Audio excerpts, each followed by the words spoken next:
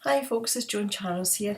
I thought I would do just a wee short video because I received a wee message from a lady who was a wee bit concerned to do with her daughter.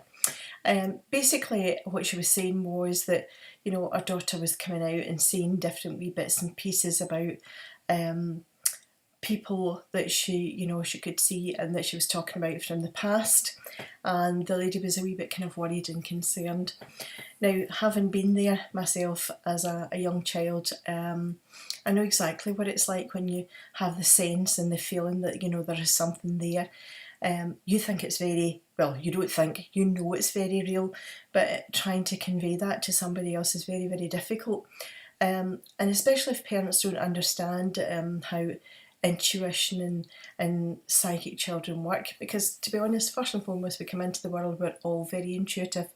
We all have a good sense of what's happening and who you like and who you don't like, and that type of thing. But for some children that goes way beyond that. And then just reverting back to my earlier personal experiences, one of my first experiences was seeing what I described as the angel of death.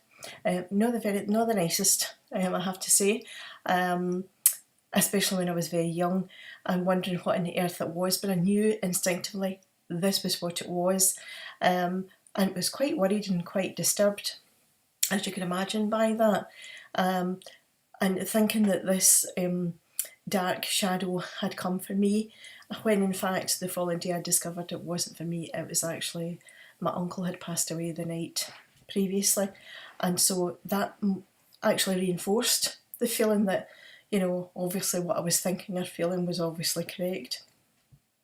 Following that, I would have senses of different things, feel, see and hear different things, and if I was to think of an example, when I look at the film Sixth Sense, I would say it's quite apt to the way that, if you're not used to senses and feelings and things, how that can be when you're a young child.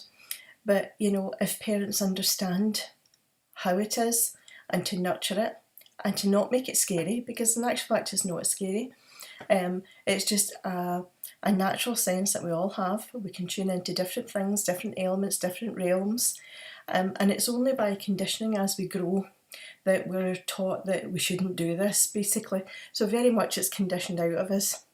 And the reason I'm kind of saying all this is just to reassure parents that, just because your child talks about somebody who's not here anymore, or, that they can see something that you can't, doesn't mean it's anything to worry about. It's about nurturing, just in a very gentle way. Well, I used to say to even my own kids, that's fine, that's lovely. Somebody's watching over you, and maybe while I'm busy and I'm doing something, keep it real, don't make it any drama, and just listen, basically. A good thing I would suggest is to keep a diary and write down all the things that happen, because you'll find more and more that as you kind of calm into it, it'll be fascinating to read back on. Part of what I'm talking about led me to write my book, and I know that you've seen this many times, An Angel Walked Beside Me, and I wrote this specifically because there are so many parents out there who don't understand, or who are a bit scared, don't know how to help their child or what to do. And in here there's lots and lots of stories about parents that I've met over the years, children I've met over the years, and my own personal experience as well, on how you can live with, cope with and work alongside this. Can I just say, it's a natural skill. It's not anything scary, it's not spooky, and it's not abnormal. What does kind of put it into that bracket is when parents or adults kind of decide to, oh my god, it must be something that's scary, it must be something that's not right, or what we're going to do about this, because we get in the way. And sometimes you can pass that fear or that kind of tension onto a child, and that's the last thing you want to do. It's about keeping it natural, and having fun, but maybe not even, not asking too many questions about it, not making it a big thing, not making it a big drama, and just being there and being supportive and listening is often enough and as much as you need. So I just thought I'd do a wee short video just to let you know there are tools and there are techniques out there. There is help, and if you have any questions about your own children, your own experiences, something that you're not sure about, please don't hesitate. Just send in a wee private message me and I can, message you back, or even if you want to put something on the page, I can talk to you about it there. I would say 95% of the time this is all perfectly fine, and just, maybe on a rare occasion, there's something to maybe look a wee bit more into, but I would tend to look for the natural element and keep it fun. Nurture your child. Don't be scared.